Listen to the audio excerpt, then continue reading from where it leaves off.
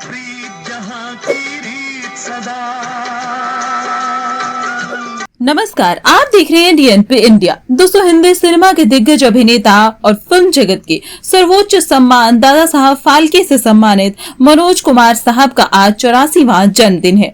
24 जुलाई साल 1937 में मनोज कुमार का जन्म ब्रिटिश अधिकृत भारत के एबोटाबाद में हुआ, जो कि अब पाकिस्तान में है। दोस्तों, मनोज कुमार ने यूं तो फिल्मों में अपनी अलग अलग किस्म की भूमिकाओं से दर्शकों का दिल जीता है, लेकिन अपनी देश प्रेम की कुछ फिल्मों से ही वे 50 वर्षों से भी अधिक समय से भारत कुमार बने हुए हैं।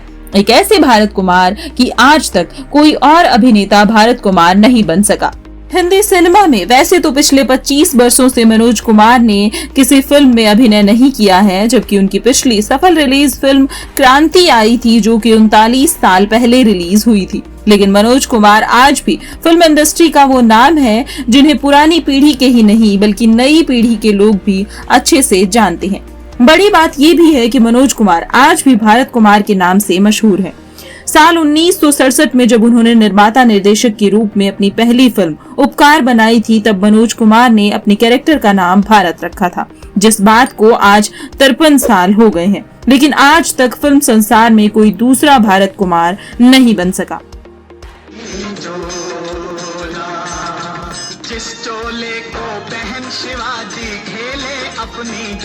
दोस्तों, यूं तो हाल फिलहाल में सलमान खान ने भी भारत नाम से एक फिल्म बना डाली और उसमें उन्होंने अपने कैरेक्टर का नाम भी भारत ही रखा, लेकिन इसके बावजूद सलमान खान भारत कुमार नहीं बन सके। लेकिन मनोज कुमार आज भी भारत कुमार बने हुए हैं। दोस्तों, अगर देखा जाए तो मनोज कुमार का नाम सिर्फ 5 फिल्मों में ही भारत रहा है और ये 5 फिल्में मनोज कुमार ने खुद ही बनाई। हालांकि इन फिल्मों में से एक फिल्म क्लर्क तो बुरी तरह से फ्लॉप हो गई। ये फिल्म साल 1989 में आई थी और ज्यादातर लोग इसका नाम भी नहीं जानते। यहाँ आपको बता दें दोस्तों कि मनोज कुमार भारत कुमार बने तो सिर्फ अपनी 4 फिल्मों की बदौलत, और ये 4 फिल्में हैं उपकार, पूरब और पश्चिम, रोटी कपड़ा और मकान और क्रांति। दोस्तों, ये बात काफी दिलचस्प है कि अपने इन 4 फिल्मों के कारण ही मनोज कुमार ने अपनी भारत कुमार की ऐसी इमेज बनाई जिसे फिल्मी दुनिया का कोई भी बड़े से बड़ा सितारा नहीं तोड़ सका। जबकि अमिताभ बच्चन, धर्मेंद्र, सनी देओल, अजय देवगन, अक्षय कुमार, आमिर खान, शाहरुख खान, ऋतिक रोशन, अभिषेक बच्चन सहित कितने ही बड़े कलाकारों ने देश प्रेम और देशभक्ति की बहुत सी फिल्में की। ये सब बताता है कि मनोज कुमार ने अपनी फिल्मों में भारत बनकर जो देश प्रेम की गाथा लिखी वो बेमिसाल है। हालांकि मनोज कुमार ने देश प्रेम की पहली अलख साल 1965 में तब जगाई थी जब शहीद फिल्म में मनोज कुमार भगत सिंह बनकर आए। मनोज कुमार भगत सिंह के रूप में इतने जमे कि ये फिल्म तो सुपरहिट हुई ही, यहाँ तक कि भगत सिंह की असली माँ विद्यावती भी मनोज कुमार को भगत सिंह के रूप में देखकर बोली थी कि मेरा बेटा होता तो बिल्कुल ऐसा ही लगता। वह शहीद फिल्म की लोकप्रियता देख ही मनोज कुमार को लगा कि आजादी के बाद भी दर्शक देशभक्ति की फिल्में देखना काफी पसंद करते हैं, इसलिए उन्होंने आगे ऐसी और फिल्में भी बनाई। मेरे देश की धरती,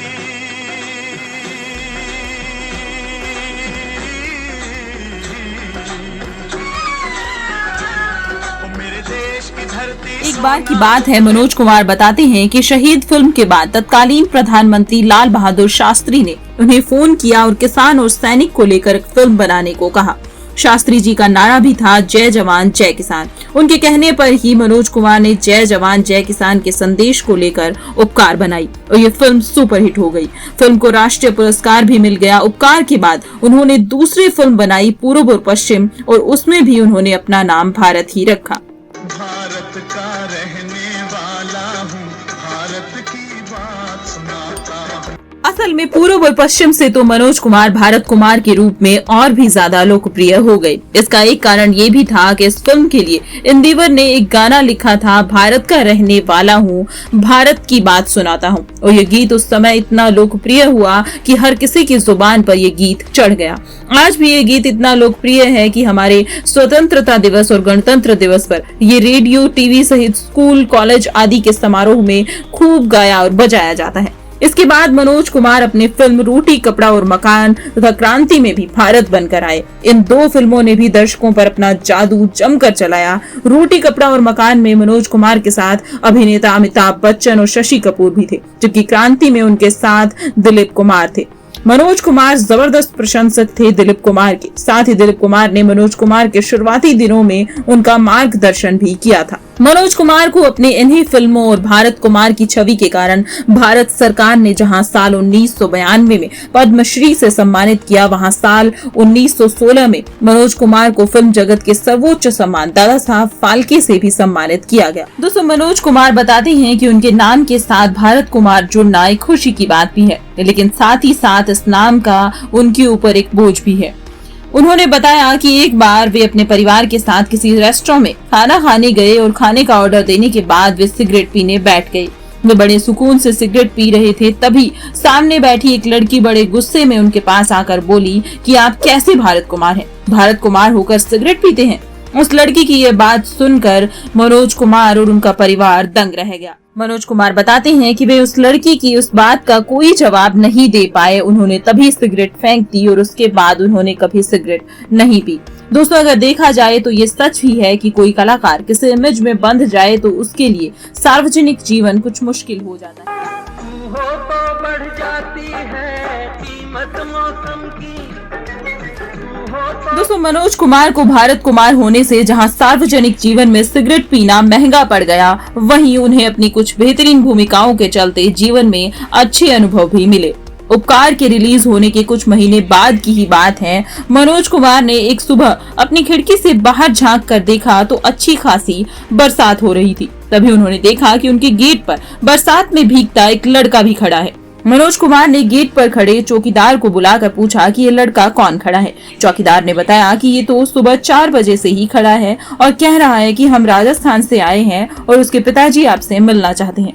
चौकीदार की बात सुन मनोज कुमार ने चौकीदार से कहा कि उन्हें बोल दो कि वे 2 बजे रूपतारा स्टूडियो में आ जाएं। रूपतारा स्टेडियम में साजन फिल्म की शूटिंग चल रही थी। दोपहर को शूटिंग ब्रेक में मनोज कुमार के साथ फिल्म के निर्देशक मोहन सहगल तो थे ही, उस समय राज कपूर भी किसी काम से वहां आ गए। तभी राजस्थान से आया वो युवक भी अपने पिता के साथ वहां आ पहुंचा। उसमें पिता ने पीले रंग की राजस्थानी पगड़ी पहनी हुई थी। मनोज कुमार बताते हैं कि वो मेरे पास आए और झुककर नमस्ते करके 1 मिनट रुककर चल पड़े। मैं हैरान था कि इतनी दूर से कोई मिलने आया और बिना कुछ बात किए ही वापस चल दिया। मैंने उन्हें वापस बुलाकर पूछा कि आप कौन हैं और मुझसे क्यों मिलना चाहते थे। मेरी बात सुनकर उस सेठ ने जवाब दिया कि मैं गेहूं का व्यापारी हूं। पहले मैं बहुत काला बाजारी किया करता था, लेकिन आपकी फिल्म देखने के बाद मैंने काला बाजारी छोड़ दी। साथ ही कुछ और व्यापारियों ने भी ऐसा ही किया। आपके कारण मेरी जिंदगी में बदलाव आया। मैंने ये सीख सीखी। अब मैं बहुत खुश हूँ। बस इसीलिए आपके दर्शन के लिए मैं इतनी दूर से आया था। मनोज कुमार इस प्रसंग के बाद बहुत खुश हुए और उन्हें लगा कि हमारा फिल्म बनाना सार्थक हो गया। ऐसे ही पूर्व और पश्चिम के बाद तो उन्हें कई ऐसे लोग मिलते थे जो कहते थे कि फिल्म में ओम जय जगदीश हरे की आरती से वे इतना प्रभावित हैं कि अब उनके घर में रोज नियमित तौर पर आरती होने लगी है। ऐसे ही मनोज कुमार को एक समारोह में कुछ ऐसे भारतीय डॉक्टर्स भी मिले जो अमेरिका जाकर प्लास्टिक सर्जन के रूप में अच्छा खासा नाम कमा चुके थे, लेकिन पूर्व और पश्चिम देखने के बाद उनका पश्चिमी देश और वहां की संस्कृति से मोह भंग हो गया और वे वापस भारत लौट आए।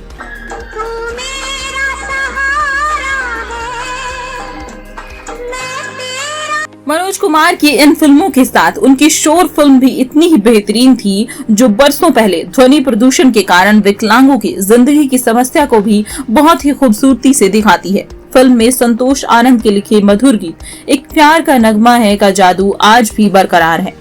देखा जाए तो मनोज कुमार बहुमुखी प्रतिभा के धनी हैं। एक अभिनेता ही नहीं, एक निर्माता, एक निर्देशक और एक कहानी पटकथा लेखक के रूप में भी उन्होंने कई बेहतरीन काम किए हैं। संगीत की भी उनको गहरी समझ है, तभी उनकी फिल्मों के गीत काफी लोकप्रिय रहे हैं। वे गीत आज भी उतने ही लोकप्रिय हैं जितने बरसों पहले थे। यहाँ तक कि उनको धर्म और संस्कृति का भी काफी ज्ञान है। फिर यह भी कि अपनी प्रोडक्शन की फिल्मों के साथ और निर्माता निर्देशकों की फिल्मों में भी उतने ही वे लोकप्रिय हुए जितने की अपनी फिल्मों में। यूं तो मनोज कुमार ने सिर्फ 50 फिल्मों में ही अपने करियर के दौरान काम किया, लेकिन उनकी ज्यादातर फिल्में इतनी सफल रहीं कि लगता है मनोज कुमार ने ढेरों फिल्मों में काम किया होगा।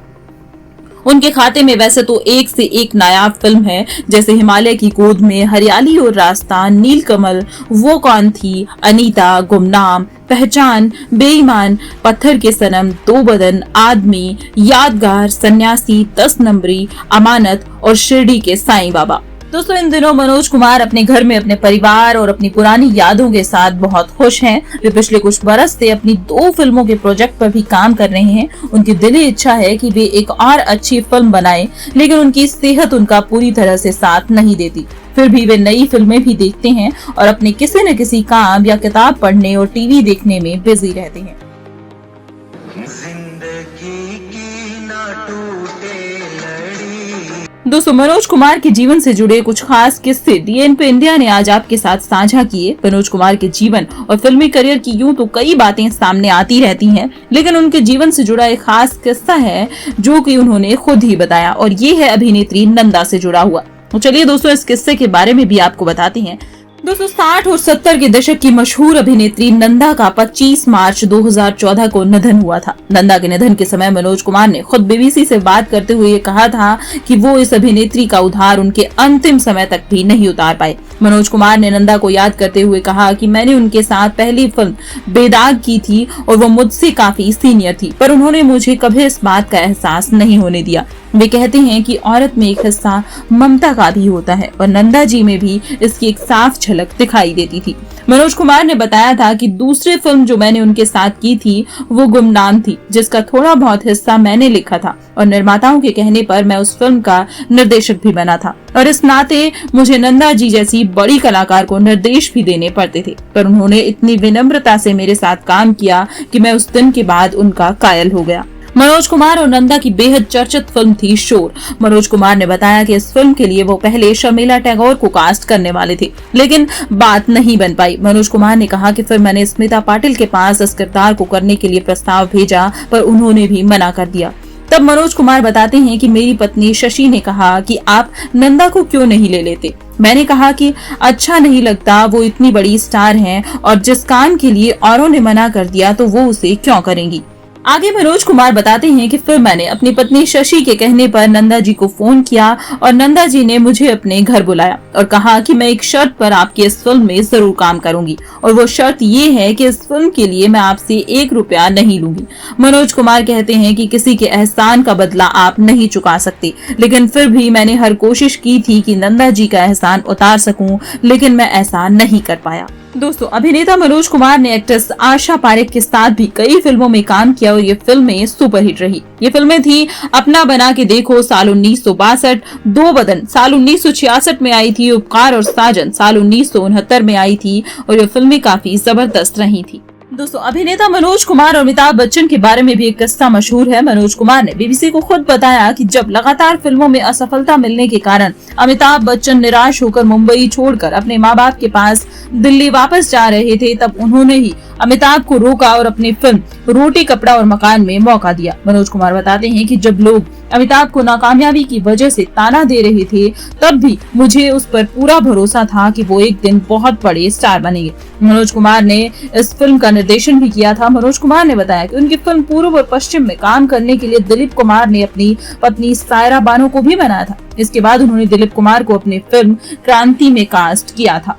दोस्तों मनोज कुमार साहब आगे बताते हैं कि जब उनके करीबी दोस्तों जैसे कि राज कपूर, देवानंद और प्राण की फिल्में टीवी पर आती हैं तो वे चैनल बदल देते हैं, क्योंकि उन कलाकारों की यादें उन्हें रुला देती हैं। दूसरा एक किस्सा और भी सामने आता है जिसमें अभिनेता शाहरुख खान से मनोज कुमार उस वक्त नाराज हो गए थे जब शाहरुख खान ने अपनी फिल्म ओम शांति ओम के एक सीन में मनोज कुमार की नकल वाला एक सीन रखा था।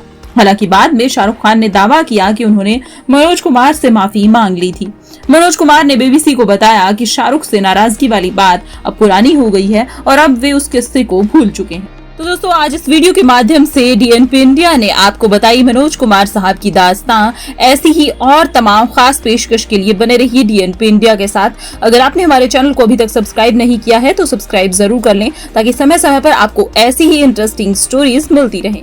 इन रस्मों को, इन कसमों को, इन रिश्ते पत्थर के सनम तुझे हमने मोहब्बत का खुदा जाना।